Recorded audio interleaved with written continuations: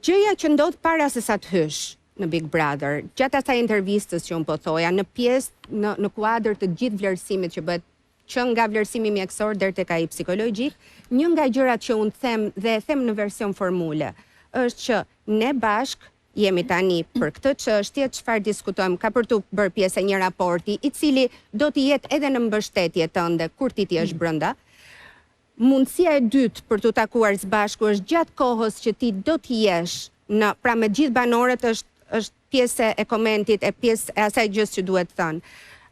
Ne do të kemi mundësinë që të takohemi në person në njërin prej ambienteve të shtëpisë, aty do të jemi në monitorim, do të jemi të dëgjuar nga ana e produksionit, por asgjë nga ato që diskutohet nuk ka për të dalë për publikim, nuk ka për të publikuar. Po, se flitet vetëm për shëndetin. Kështu që ata e dinë që kur takohen me mua, e njohin personin, njohin zërin dhe e dinë që takohen fizikisht. Kjo është një kërkesë që unë e kam bërë në fakt në mënyrë specifike sepse në Big Brother të ndryshëm trajtohet në forma të ndryshme. Pjesa më e madhe e Big Brother ka lënë që psikologu të jetë në ose qartë, kështu që çfarë shtiu Rizartën të bëjë atë deklaratë? Psikologë? Urdhëro? Ke edhe në Big Brother që nuk ka fare psikolog, mos të duket ta bëj. Jo, mund të ketë. Një sekond, Shqipe, se dua të flas. Siç nuk mund marrëm përsipër rolin e regjisë, edhe dikush që është në regji nuk mund marrë përsipër rolin e psikologut. Pra, doja të sqaroja këtë moment parë. Kështu që jo, Rita, do doja të di pse sipas teje Rizarta ka thënë që ajo këtë nuk dua, këtë të lutem mos ma kërko, Hedi, po.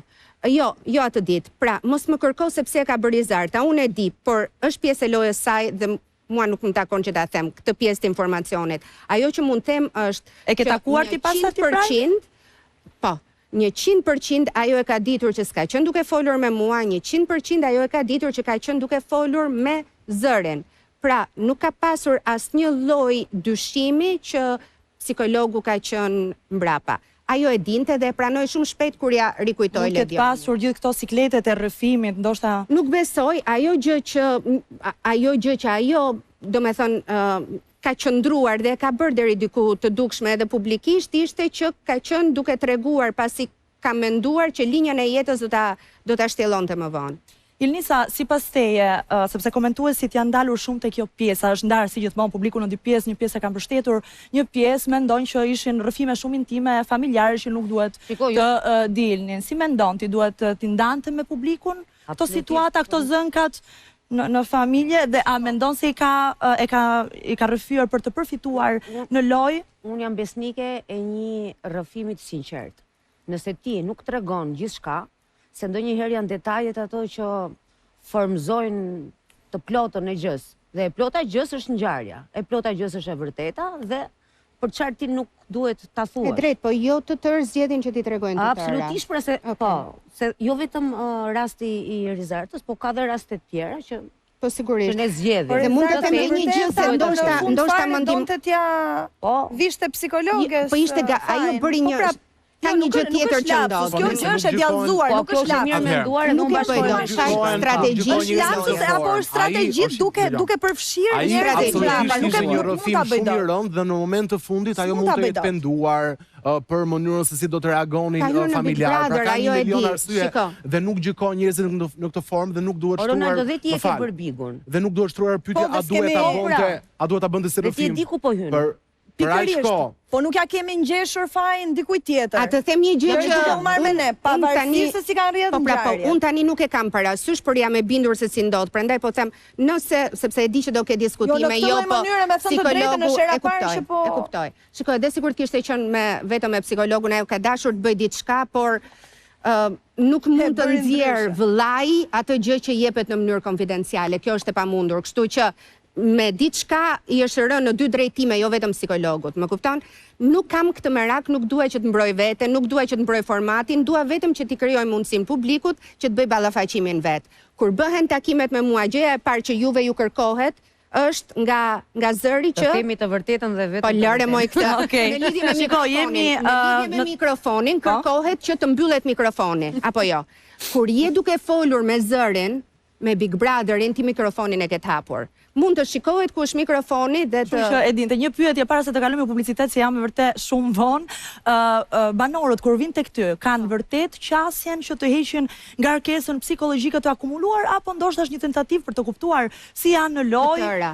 Ata janë lojtarë dhe veçanërisht personazhet që janë brenda, po dhe mundohen të kuptojnë diçka nga ty. Përpiqen absolutisht. Unë kam krijuar një marrëdhënie shumë të mirë me ta. Duhet që t'jetë një marrëdhënie ngrohtë, marrëdhënie afërt. Dhe duhet që t'jetë një marrëdhënie besimi, dhe këtë jam përpjekur t'u them, prandaj u kam treguar dhe limitet e konfidencialitetit.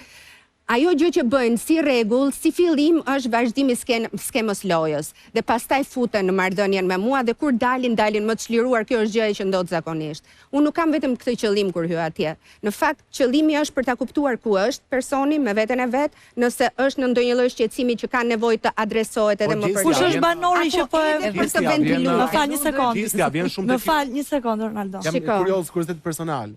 Dhe ndonjë nga këto takime të ka pyetur për reglin? Mund të them që nga të tërë banorët, vetëm 2 unë nuk i kam takuar gjatë kohës që kanë qenë brenda. Të tjerët i kam takuar në mënyrë të vazhdueshme. Dhe ka pasur dhe raste që të njëjtin person mund ta kem takuar edhe 3 herë brenda të njëjtës ditë. Që i bie që këto banor po e përballojnë më mirë se të tjerët. Jo, nuk është e thënë, unë e gjykoj kështu, dhe ka disa banor që e kanë kuptuar skemën. Është më mirë që ato gjërat që i ke... Mund të themi se cilët janë ndërkohë që na bën? Jo, nuk e them, po mund të merret me mend. Ka për shembull, ke dëshirë që të shfrysh, të thuash një diçka që s'do që ta thuash aty brenda, po s'ke ku ta thuash sepse, atëherë e ke një hapësirë të sigurt që është kur je me psikologun mund ta përsërisësh atë fjalën derisa të nxjerrësh të keqen, apo jo. Apo mundet që të përpiqesh që të lexosh në vështrimet e psikologës për të kuptuar apo të mbështet apo jo, apo për të marrë një informacion. Ato vazhdojnë me strategjinë e lojës dhe atje. E mira është që kanë një valvulë çlirimi, e cila u mungon aty brenda. Faleminderit shumë Jorita, faleminderit për punën tënde. Ne do të vazhdojmë të qëndrojmë me Ilnisën në pjesën e dytë, ku do të flasim për Lert Vasilin, që është miku i saj prej 10 vitesh. Kështu që qëndroni me ne sepse kemi publicitet.